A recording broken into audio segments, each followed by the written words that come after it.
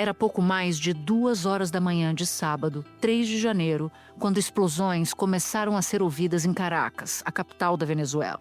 ¡Qué locura!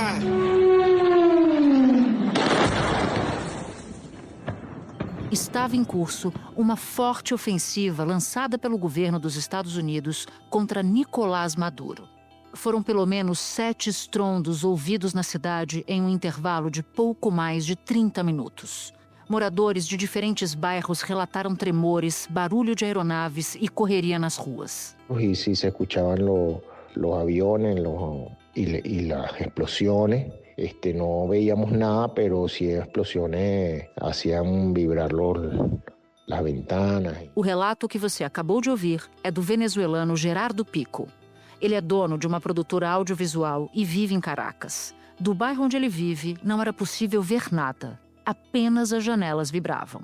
Todo eso, verdad que fue bastante fuerte y duró muchísimo, o sea, como 2 horas seguidas, el sonido de los aviones y los helicópteros.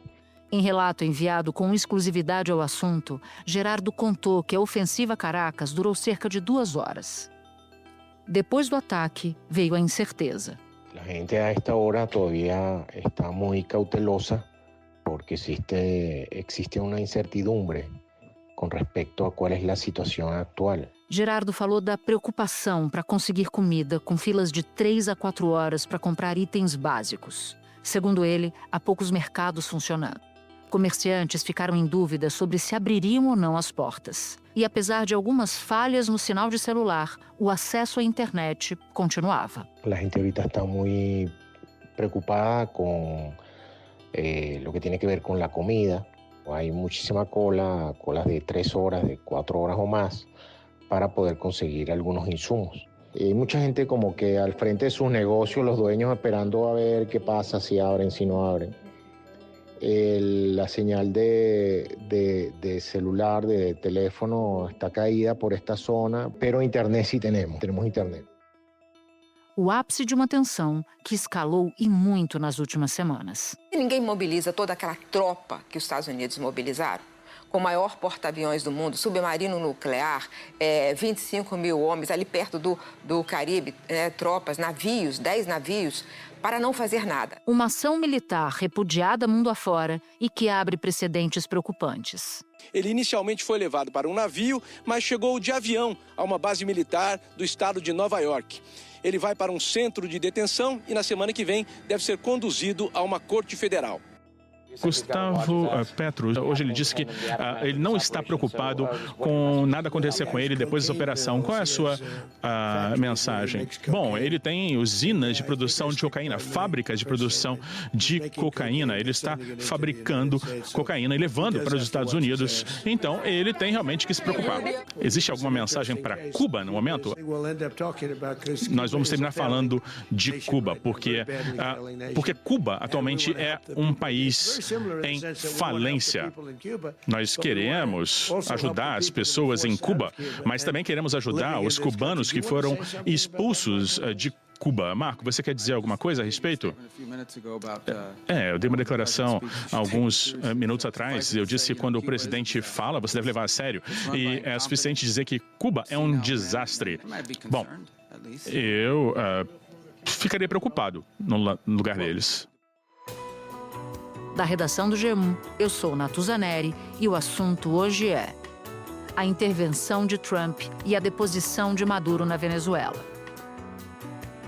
Neste episódio especial, 2 convidados. Eu converso com Leonardo Trevisan, professor de Relações Internacionais da ESPM.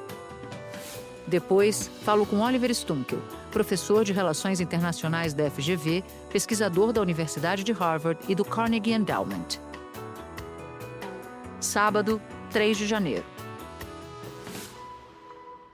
Professor, a despeito do que se pensa de Maduro, e ele é, de fato, um ditador, eu queria te pedir para nos explicar por que essa ação foi tão e está sendo tão questionada por gente muito séria em relação ao direito internacional. Primeiro de tudo, a primeira questão que isso está sendo colocado é por ninguém mais, ninguém menos do que o Congresso americano, que fez uma pergunta muito simples para Trump: e nós?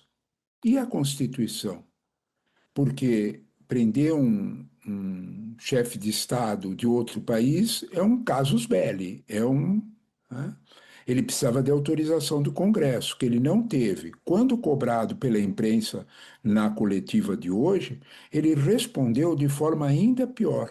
O Congresso não era confiável. Os democratas, né, estão falando justamente que ele fez essa operação sem, né, o aval do Congresso. Exatamente, esse é um outro ponto, porque muitos congressistas estão destacando que haveria necessidade para uma operação como essa da aprovação do Congresso americano e Trump não fez isso. A gente teve aqui, eu acho que um exemplo claro de tradução do imperialismo.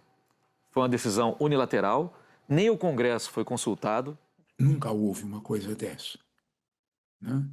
O presidente americano disse que o Congresso não era confiável.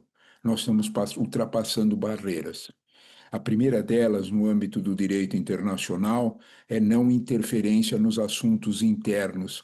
Sabe de quando é isso, Natuza? É de 1648. Eu vou repetir porque algumas pessoas podem pensar que eu viro mal. 1600 é Tratado de Westfália.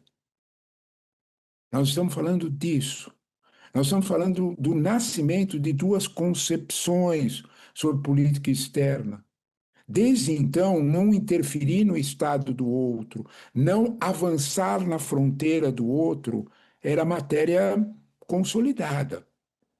Se nós não vamos a isso, nós podemos olhar a Carta da ONU, do qual os Estados Unidos não só foram o signatário, como a sede. E toda desenhada na lógica, né? O presidente do México, Claudia Sheinbaum, condenou o ataque e publicou um trecho da Carta das Nações Unidas que diz o seguinte: os membros da organização em suas relações internacionais se absterão de recorrer à ameaça ou ao uso da força contra a integridade territorial ou a independência política de qualquer Estado ou de qualquer outra forma incompatível com os propósitos das Nações Unidas. E o secretário-geral da ONU, Antônio Guterres, declarou que essa ação dos Estados Unidos na Venezuela abre um precedente perigoso. Então, quando nós olhamos para esse quadro, quantas rupturas estão sendo feitas? Já quando tudo isso começou com os ataques a barcos sem prova, mesmo que eles estivessem traficando droga, não existe pena capital, né, no direito internacional. Então, esse primeiro movimento já era complexo. Os demais movimentos desse processo ferem diferentes itens do direito internacional consolidados. Se alguém quiser consultar a história, perceba que parte desse discurso de desrespeito ao direito internacional foi praticado em 1938 e 1939 por um determinado país. É melhor pensar nisso. Ou seja, o senhor está falando da Segunda Guerra Mundial, do que gerou a Segunda Guerra Mundial. Exatamente, e da concepção da Alemanha nazista sobre o fim do direito internacional. Me chamou muita atenção, Natuza, mas muito atenção, uma frase: a paz construída pela força. Isso se trata de América em primeiro lugar. Isso se trata da paz através da força. E o Departamento de Guerra dos Estados Unidos tem orgulho de ajudar a entregar isso. A paz construída pela força? Nesse contexto, talvez a gente encontre pedaços da história que não são convenientes de serem repetidos, todas as vezes que isso aconteceu. Sabe, Natuza, quando a gente olha para esse quadro e tem esse tipo de preocupação, talvez a gente tenha que colocar isso no campo, da desconfiança. Será que Trump realmente, e todo esse aparato político, realmente estava interessado exatamente no quê? Essa é a minha pergunta para você. A justificativa formal do Trump foi dizer que Maduro é um narcoterrorista. Mas eu sei que tem muito mais por trás dessa motivação e eu queria muito te pedir para nos explicar. A primeira coisa, não é que não há provas suficientes sobre narcoterrorismo envolvendo Maduro. Não há provas. Vários organismos internacionais fizeram isso. Sabe, quando a gente fala de Venezuela, a gente precisa ponderar algumas informações. Eu vou dar a fonte, quem tiver curiosidade, leia o artigo inteiro. A American Quarterly, que é uma revista americana especializada em América Latina, cujo editor-chefe é o Brian Walter. É o Brian Winter. Brian Winter, desculpe. A produção de coca nos últimos 10 anos, ela triplicou. Sem qualquer problema de aumento de preço. Ou seja, ela está atendendo uma demanda crescente nos Estados Unidos, principalmente. 2, né? Os 2 países responsáveis pela produção de cocaína, de coca, principais, 95%, é Colômbia e Peru. A Venezuela, quando muito, é passagem. A Venezuela, quando muito, como outros países latino-americanos, inclusive o Brasil, como todos nós sabemos, é só olhar o volume de crime na região norte do Brasil, a explosão dos assassinatos na região norte do Brasil, e se fazer uma pergunta por quê, né? Que Amapá e Amazônia explodiram desse jeito. Talvez a gente tenha que é o mesmo quadro da Venezuela, passagem. O cartel de Los Soles, não. Vamos devagar nesse cartel, isso foi um nome criado, é muito mais a ver com o modelo venezuelano de corrupção de Estado e não diretamente com narcotráfico. Então, não é bem uma acusação que cabe para Maduro. Maduro tem todas as penas para ser respondidas como um ditador como outros. Mas talvez seja um pouco difícil fazer esse vínculo com o narcoterrorismo, da onde se faz uma pergunta óbvia. Por que Maduro chamou tanta atenção? Talvez a gente tenha que responder que ele é apenas e tão somente um alvo fácil. Os ataques foram em Caracas e em diferentes pontos do norte da Venezuela. O caos das guerras longínquas chegou à América do Sul. Às 4h21 da madrugada, horário de Washington, 5 da manhã em Caracas, o presidente americano Donald Trump foi às redes sociais confirmar. Os Estados Unidos conduziram com sucesso um ataque em grande escala contra a Venezuela e seu líder, o presidente Nicolás Maduro, que foi capturado com sua mulher e levado para fora do país. Apoiadores de Maduro saíram às ruas. O cartaz da manifestante dizia: "Devolvam nosso presidente. Nenhuma gota de petróleo para os Estados Unidos."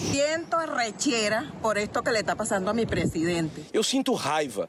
Ninguém vem de outro país levar embora um presidente só porque está com vontade, disse essa mulher. O Renato contou que está com um pouco de medo do que pode acontecer. Mas afirmou: existe esperança de que algo melhor venha pela frente. Por enquanto, o horizonte é de incertezas. Quando nós olhamos para as pretensões de Trump de usar o cenário externo para acalmar o cenário interno, não vamos nos esquecer que a popularidade caiu para 37% e a inflação ainda não sabemos o valor dela inteiro por motivo do shutdown. Quando nós olhamos para esse quadro, talvez a gente tenha que olhar que Maduro caiu do céu como um inimigo que pudesse promover a cena de hoje e promover um troféu, como foi feito.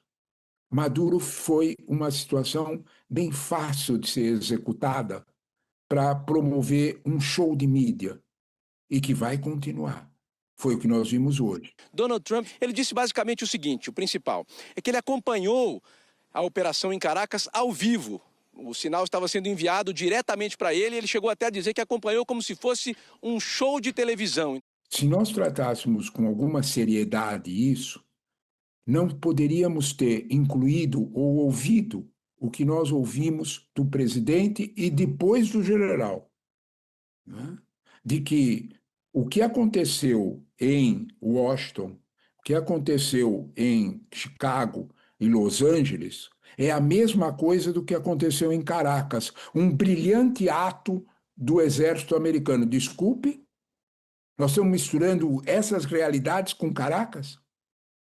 Quanto tempo da fala de Trump ele expôs problemas internos quando devia estar falando de Maduro? Eu entendo que o Trump é dado a esse tipo de show. A gente fez, inclusive, um episódio recente chamado Show de Trump, que mostra essa dinâmica dele da economia da atenção. Mas isso sozinho não é capaz de explicar o que ele fez hoje na Venezuela. E ele próprio talvez tenha dado pistas, não é, professor? Quando ele diz que as petroleiras americanas vão voltar a explorar o petróleo na Venezuela ou da Venezuela. É esse o momento. É o momento em que você tem que trazer os adultos para a sala. Lembra da expressão do primeiro governo Trump? Quando você fala dos adultos na sala, agora vamos falar sério. Petróleo, quando a gente fala Venezuela, Venezuela é igual petróleo. Venezuela tem a maior reserva petrolífera do mundo, eu vou repetir, né? É maior do que a da Arábia Saudita. Desperta cobiças. São 303 bilhões de barris. Isso dá cerca de 17% de todas as reservas globais, ficando na frente, inclusive, da Arábia Saudita. E apesar desse potencial, a produção ainda está muito abaixo da capacidade, justamente por isso, pela falta de capacidade de investimento, má gestão, sanções econômicas também internacionais, claro, muito afetadas pelos Estados Unidos. E na década de 70, a Venezuela chegou a produzir até 3,5 milhões de barris por dia. Isso dá 7% da produção mundial na época, né, numa década aí que foi crucial com a questão do petróleo. No ano passado, a média foi de pouco mais de 1 milhão de barris. A Venezuela se converteu em uma peça fundamental no xadrez geopolítico nos últimos anos. Detém em seu território riquezas importantíssimas, não só as maiores reservas de petróleo do planeta, mas também reservas em ouro, em gás natural, terras raras, e todos esses elementos têm sido disputados pelas grandes potências que estão presentes no território venezuelano. Com esse ataque, certamente essas outras potências vão ter muito mais dificuldade de ter acesso a esses recursos. Mas sabe o que acontece, Natuza? O petróleo ele não respeita fronteiras geográficas. Ele está lá embaixo da terra, ele forma um lençol petrolífero. A Guiana, que é um estado pequeno, bem pequeno, começou a explorar petróleo pelo lado dela, sugando o petróleo venezuelano. Para você ter uma ideia da violência e da rapidez dessa exploração, o PIB da Venezuela entre 23 e 24 cresceu 69 vezes. Quem tiver alguma dúvida, por favor, dê um Google. 69.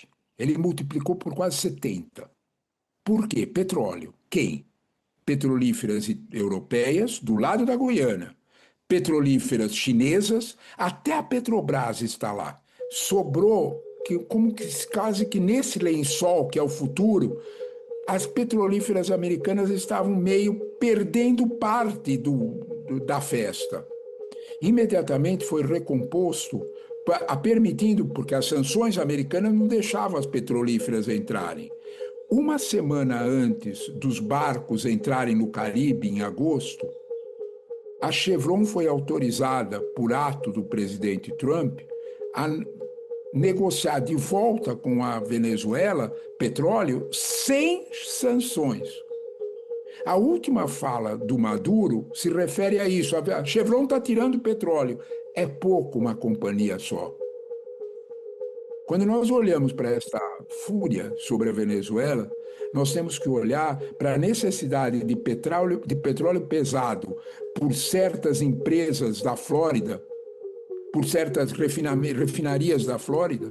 Nós temos que olhar para a oferta de petróleo pesado nos Estados Unidos, do Texas, que está menor. Nós temos que olhar para os interesses reais americanos. Isso tudo é composto na verdadeira fogueira de vaidades que tem dentro da realidade venezuelana, Natuza. Como qualquer país, a Venezuela não é um só. Nesse quadro, nós temos que olhar, queriam petróleo, e nós temos que olhar para uma outra situação que é mais complicada ainda dentro da Venezuela. A Venezuela é o único modelo de governo militar desse tipo na América Latina inteira. De que tipo? Não há nenhuma empresa na Venezuela, nenhuma, média ou grande, em qualquer setor, serviço primário, secundário, que não tenha 2 ou 3 militares no seu board. Nenhuma. A PDVSA inteira é uma empresa dirigida por militares. Os militares venezuelanos se imbricaram na economia, isso desde Chávez. O maior erro de Maria Corina foi não sentar com os militares para conversar, porque eles são literalmente os donos do país. Os militares passaram a controlar parte importante da economia venezuelana e principalmente do petróleo. Então, eles foram comprados, as Forças Armadas foram compradas por essa atuação do governo chavista para se manter no poder e, ao mesmo tempo, armou a população, fez milícias, concentrou milícias e tal. E aí ele foi se mantendo no poder. Agora vem a situação mais complexa. A revista Economist, no artigo de bate-pronto que fez hoje, ela faz um comentário muito interessante, né? E usa verbos bem claros. Será que Maduro não foi entregue em vez de capturado? Essa foi a nossa suspeita número 1 aqui no grupo quando a gente estava preparando este episódio. Você e a Economist. É meio estranho, né? Você deixar o presidente da República numa situação de tensão como a desta semana, desprotegido. Como é que aconteceu isso? O Grupo Delta entrou e tomou. Desculpa. Os militares venezuelanos não são tão jejunos, eles não são tão neófitos na arte de proteger gente. Mas aí qual seria a lógica nesse caso? Perder um anel para manter os dedos?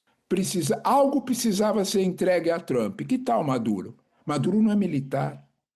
Maduro é um sindicalista, motorista de ônibus. Foi escolhido por Chávez exatamente por isso, porque não lhe fazia sombra. Lembra a escolha? Entre os diferentes grupos políticos dentro dos militares venezuelanos, Maduro era uma saída e tanto. Nenhum deles tinha projeção poder.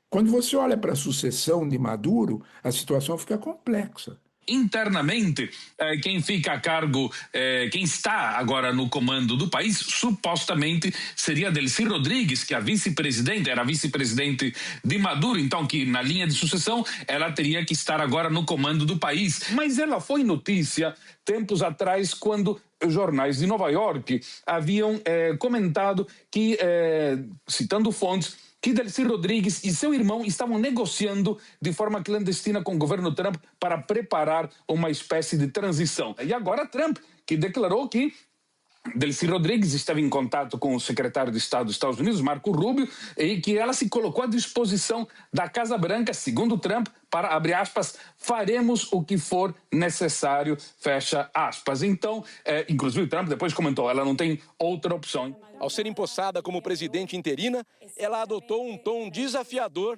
ao se dirigir à nação. Disse que os Estados Unidos lançaram uma agressão militar sem precedentes. Uma agressão militar sem precedentes contra a República Bolivariana de Venezuela. A vice-presidente concluiu: só existe um presidente nesse país e seu nome é Nicolás Maduro Moros.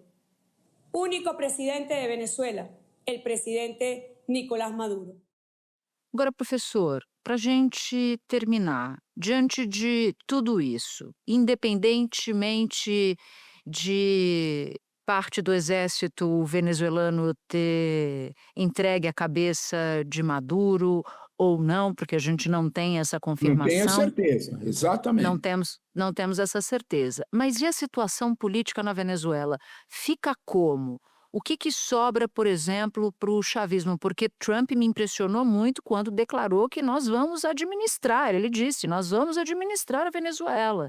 Ele não deu declarações como quem está disposto a fazer uma ação cirúrgica e sair de cena.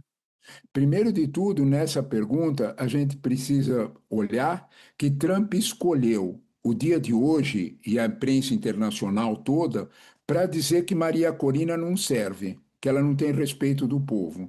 Ele manda um recado que eu também, se eu fosse a Maria Corina e os próximos dela, ficaria preocupado, porque ele disse que ela não tem condições de governar o país. Se ela não tem o Edmundo Gonzalez, que é o nome da Maria Corina, que foi escolhido para ser o presidente, fica nas entrelinhas que talvez tampouco tenha. Os Estados Unidos disseram, através do seu presidente, que vão colocar alguém, vão governar junto com alguém que ninguém sabe quem é. Então, essa parte, aliás, a parte que ganhou a eleição, né? Porque todos nós sabemos que eles ganharam a eleição. Essa parte Exato, o Edmundo, né? Esse Edmundo, essa parte está fora. Ok. No ano passado, mais uma eleição contestada. O Tribunal Supremo impediu a principal líder da oposição, Maria Corina Machado, de concorrer. Ela apoiou outro nome, o ex-diplomata Edmundo Gonzalez, declarado derrotado na eleição. O Instituto Carter e a ONU acompanharam a votação e denunciaram irregularidades. Brasil, Estados Unidos, Europa e dezenas de países não reconheceram a vitória de Maduro. Gonzalez virou alvo de um mandado de prisão por conspiração e hoje está exilado na Espanha. Mais uma vez, Maduro ficou no poder. Até hoje. Com quem ele quer negociar? Né? Quando nós olhamos para essa parte de com quem ele pretende abrir uma negociação, nós temos que pensar um pouco, né, nos exemplos. Sabe, história é uma coisa que às vezes amola a paciência da gente, amola a cabeça da gente, né? Os Estados Unidos, o presidente Bush, fez a mesma frase se referindo ao Iraque. Nós lembramos do Afeganistão? Os dois países, os Estados Unidos prometeram administrar e salvar. Lembra no que deu? Se a gente quiser brincar com as ideias, a gente pode ir mais lá para trás, quando eu era criancinha, e falar de Vietnã. Né? Então, mas a Venezuela é outro país. Por que outro país? Ele tem um país grande, são 30 milhões de pessoas. Na verdade, eram quase 38, aqui 8 milhões estão no exílio. Então, tem 30 milhões de pessoas com uma consciência política muito fortalecida. Aquilo será um pântano, para usar a expressão clássica, né? De uma ocupação. Do que realmente nós estamos falando? Talvez seja mais apenas um discurso de mídia, um discurso de vitória, um discurso que confunde Chicago, Washington com Caracas e, principalmente, um discurso para fazer esquecer o que se está vivendo. Né? De algum modo, é claro que nós temos um xadrez geopolítico que mudou o mundo. China de um lado, Estados Unidos do outro. E na nova política, a nova estratégia de segurança nacional, a América Latina é dos americanos. Ok, ninguém discute isso. Assim como a China tem a Ásia e parte da Europa do Leste é a Rússia. É só pensar no trato que está sendo dado. É só pensar no trato que está sendo dado principalmente à Ucrânia, ao caso Ucrânia e ao caso Taiwan. Então, a América Latina é algo que ficou bem para os Estados Unidos na nova divisão do xadrez geopolítico, com as devidas cautelas. Voltamos ao começo da nossa conversa, voltamos ao Tratado de Westfália. Não dá para avançar na terra do outro. Não dá para desprezar o direito internacional. Professor, que prazer imenso conversar contigo neste dia, que é um dia que nós não vamos nos esquecer. O senhor já respondia isso quando a nossa conversa, um pouco antes da nossa conversa começar. Muito obrigada pela entrevista e espero contar contigo novamente para traduzir para a gente o que está acontecendo por lá. Muito obrigada. Eu que agradeço o convite e a excelente conversa, as boas perguntas. Perguntas fazem pensar. Isso é muito importante. Muito obrigado, Natuzzi, e a todos que organizaram a nossa conversa. Espera um pouquinho que eu já volto para falar com Oliver Stunkel.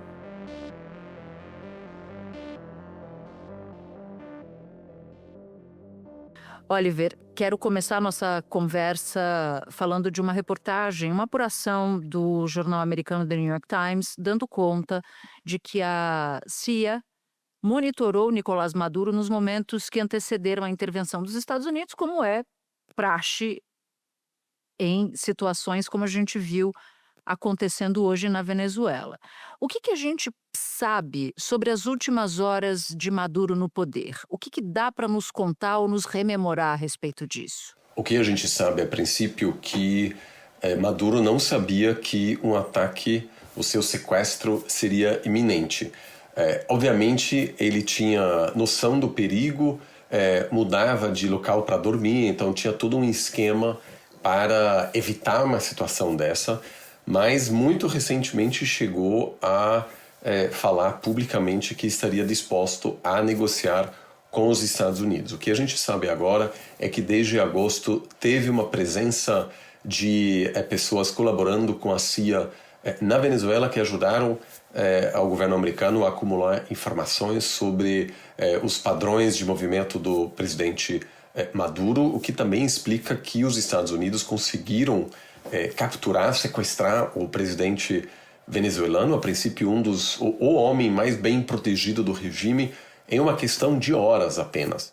O general Dan Kane, chefe do Estado-Maior americano, diz que a operação foi batizada de Resolução Absoluta. Levou meses de operação e colaboração entre todas as Forças Armadas e a inteligência dos Estados Unidos. De acordo com a agência de notícias Reuters, a CIA infiltrou espiões, um deles próximo a Maduro, para monitorar cada movimento do ditador. Depois de passar por uma região montanhosa, soldados da tropa de elite do exército americano, a Delta Force, chegaram de helicóptero ao Forte Tiuna. Os americanos furaram o bloqueio e começaram a percorrer a fortaleza atrás de Maduro. Trump diz que o ditador e a esposa correram para entrar num bunker. Segundo Trump, eles não conseguiram fechar a porta a tempo.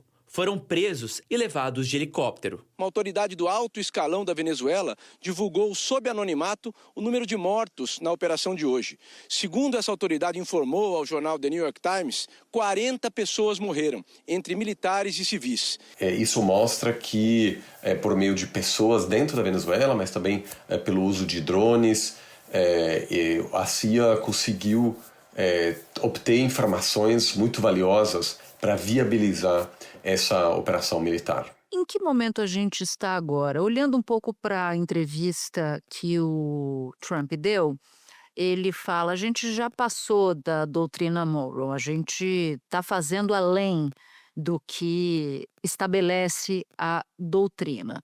Ele próprio voltou a citar nessa fala que o domínio americano no hemisfério ocidental nunca mais será questionado. O que dá para a gente dizer a esse respeito? Qual é a leitura que você faz dessa fala em particular do presidente americano? Fica muito claro que, na visão de Trump, America First, ou seja, América primeiro, também significa para ele as Américas em primeiro lugar. Isso é um pensamento clássico de esferas de influência muito diferente do mundo que a gente viveu ao longo das últimas décadas. Um mundo marcado pela soberania das nações, por sistemas multilaterais em que invasões eram raras e geralmente condenadas por boa parte da comunidade internacional. O tipo de mundo que Trump vislumbra e por meio desse ataque agora parece estar implementando é um mundo mais parecido com o século XIX, quando as grandes potências tinham suas respectivas esferas de influência.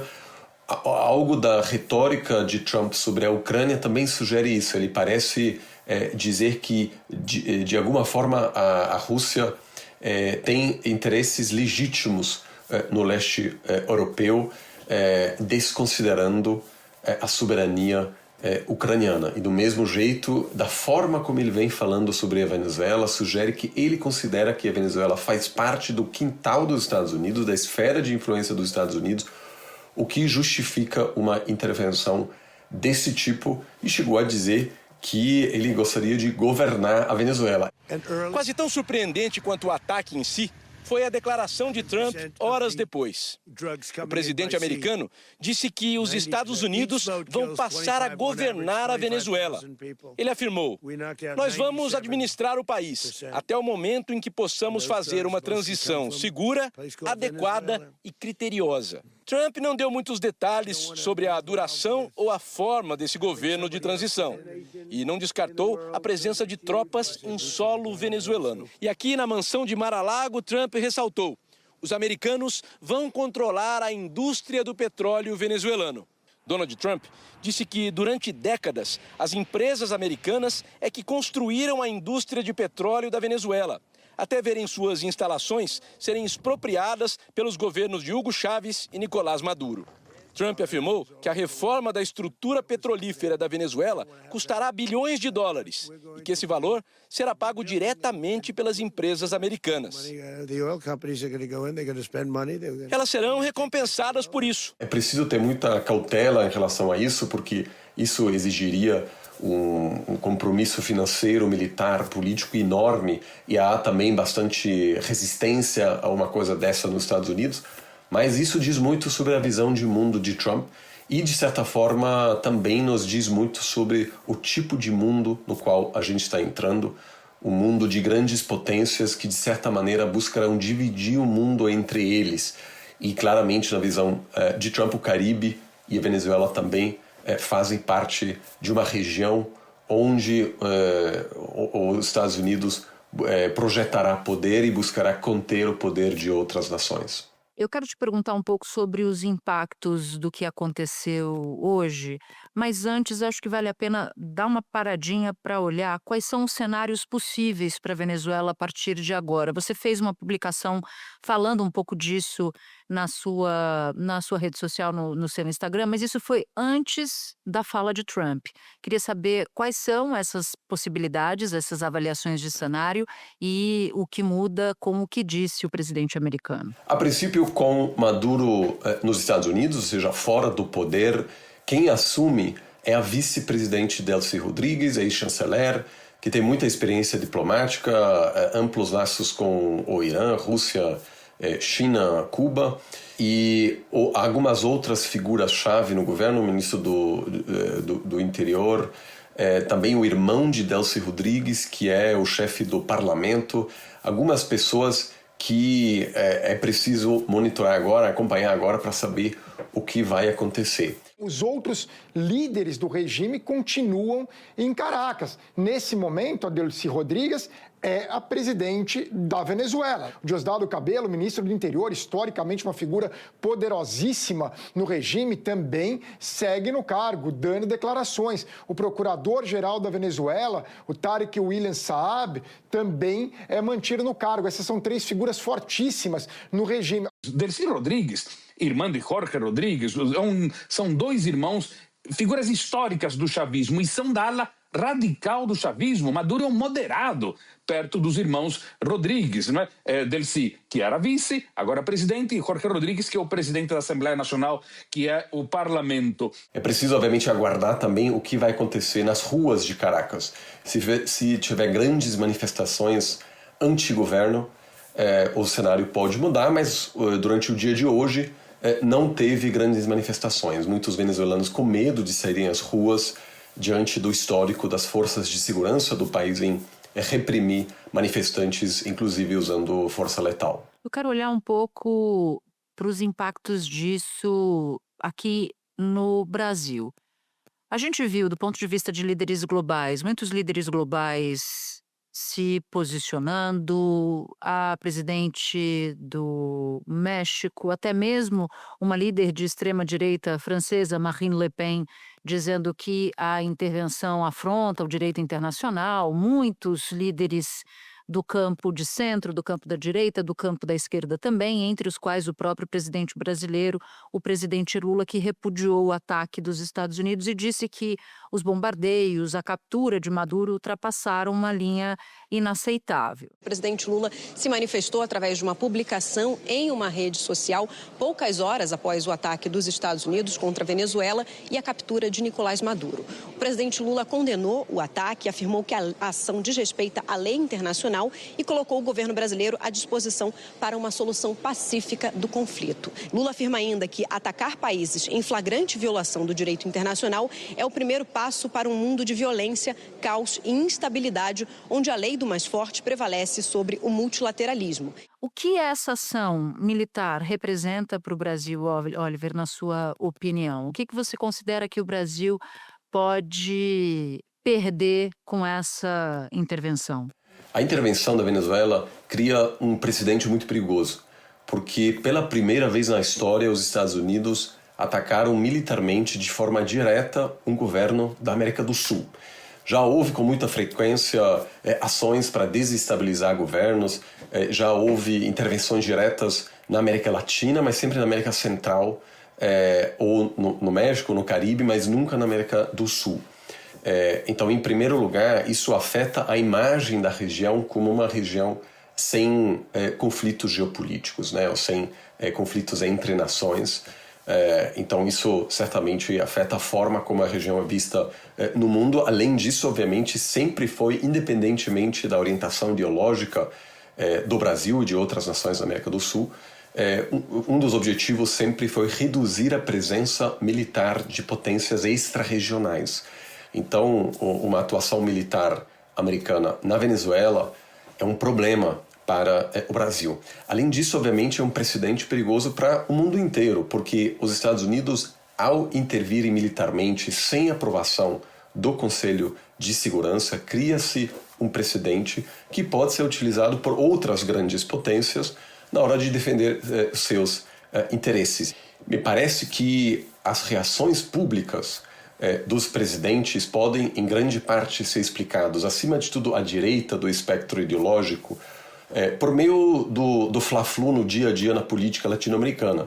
Então, Milei celebrou a intervenção porque é um comentário que pode mobilizar a sua base. A extrema-direita brasileira também celebrou, né? Exatamente, também celebrou, mas nos bastidores, falando, por exemplo, com diplomatas argentinos que fazem parte do governo Milei, há muita preocupação, porque isso, obviamente, pode criar um precedente, inclusive, para outros países da América do Sul.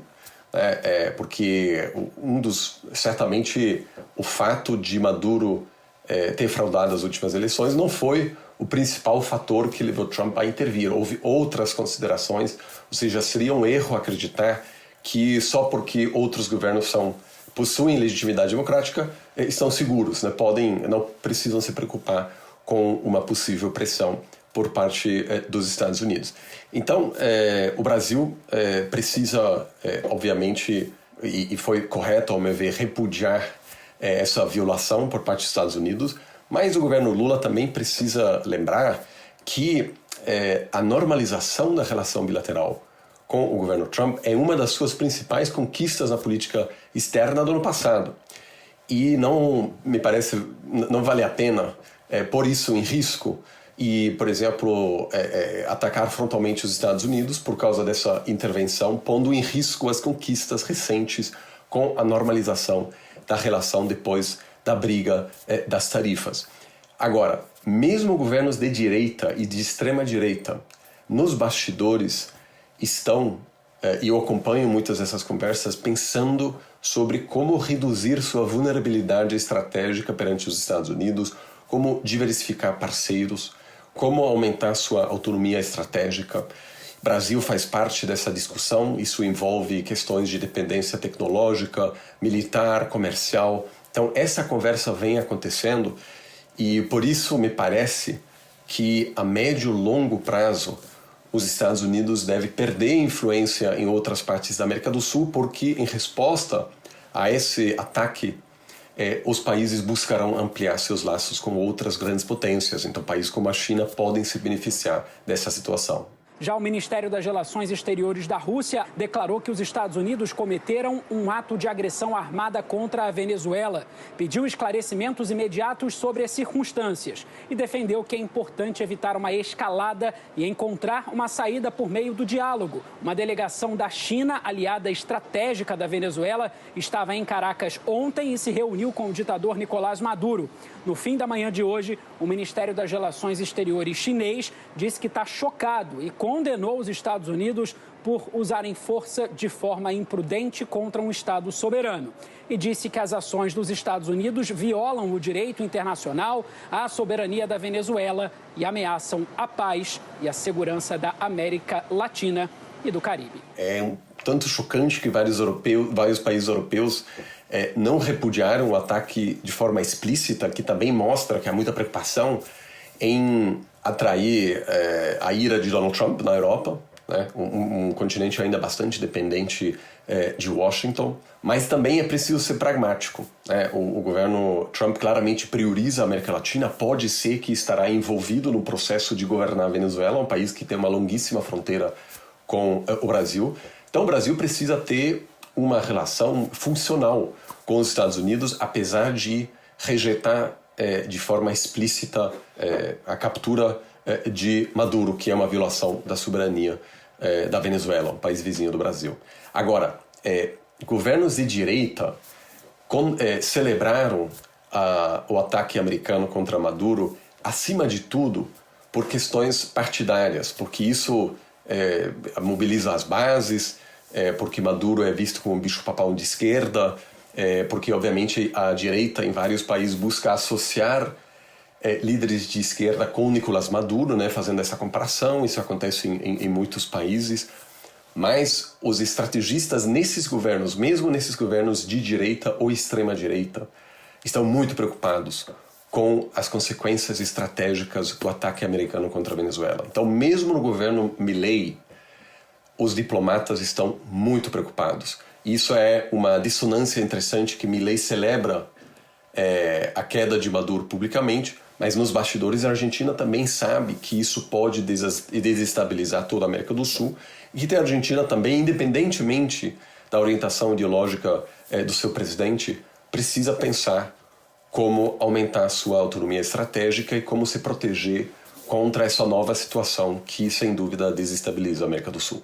E para finalizar, Oliver, por que você diz que a ação do Trump na Venezuela é uma boa notícia tanto para a Rússia quanto para a China? Tem a ver com a Ucrânia e com Taiwan, com a operação desses dois países no seu próprio quintal? Sem dúvida.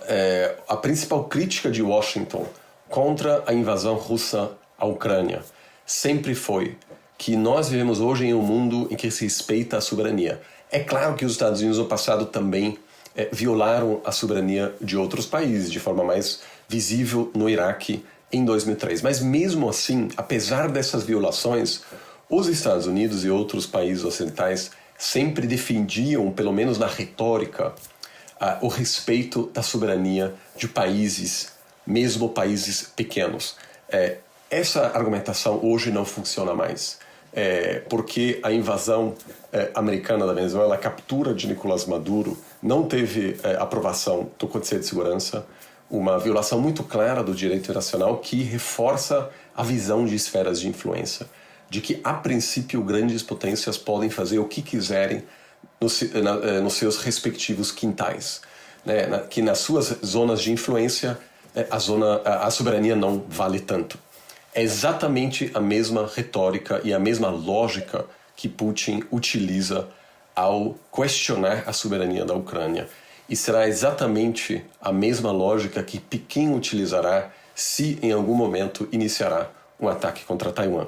Em função disso, é uma boa notícia para Pequim, é uma boa notícia para Moscou. E além disso, é uma boa notícia porque, a princípio, a situação na Venezuela agora estará no radar da Casa Branca, provavelmente demandará bastante tempo e atenção da Casa Branca, e com isso os Estados Unidos têm menos tempo para se preocupar com a Ucrânia ou com Taiwan, e isso é exatamente o que a China e a Rússia querem.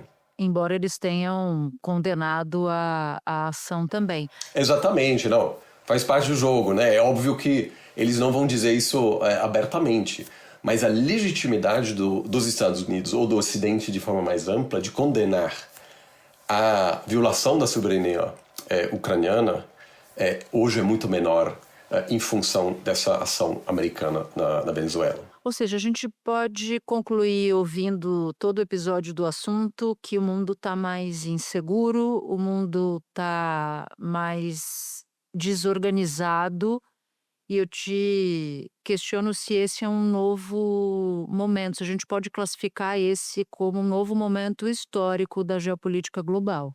Sem dúvida, estamos em meio à transição para o mundo de esferas de influência, e a invasão americana à Venezuela, o ataque de Trump contra Caracas apenas é um reflexo dessa nova realidade, aliás, muito explícita na Estratégia de Segurança Nacional, publicada no fim do ano por Washington. Está tudo lá. A Estratégia de Segurança Nacional apresentada pelo governo Trump.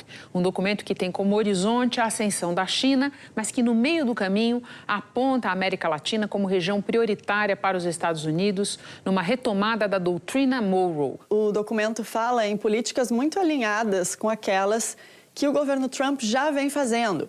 Fala em garantir que o hemisfério ocidental, ou seja, as Américas, permaneça razoavelmente estável e com governos bons o suficiente para impedir e desencorajar a imigração em massa para os Estados Unidos. Isso, aliás, mostra a importância desse documento e, obviamente, a China também respondeu publicando um documento de como buscará preservar a sua presença na América Latina. Então, certamente, sim, um mundo mais instável, mais marcado pela geopolítica, não tanto pelo livre comércio, a livre circulação de bens e serviços, um mundo instável que representa um desafio muito maior para a política externa do Brasil, mas também para a economia global de forma mais ampla. Então, um mundo onde a geopolítica se impõe sobre assuntos econômicos muito mais do que foi o caso ao longo das últimas décadas. Oliver, meu amigo, muito obrigada por ter topado conversar com a gente. Te ouvir no dia de hoje foi fundamental para entender um pouco mais do que está acontecendo aqui do nosso lado. Muito obrigada e bom descanso para você. Obrigado pelo convite, Natuza. E antes de terminar, um aviso. O assunto volta com um episódio novo na terça-feira, 6 de janeiro.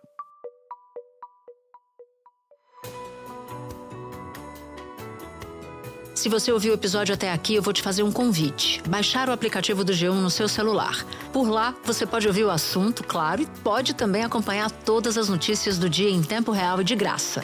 Este foi o Assunto, podcast diário disponível no G1, no YouTube ou na sua plataforma de áudio preferida. Comigo na equipe do Assunto estão Mônica Mariotti, Amanda Polato, Sara Rezende, Luiz Felipe Silva, Thiago Kazuroski e Carlos Catelan. Eu sou Natuza Neri, fico por aqui. Até o próximo assunto.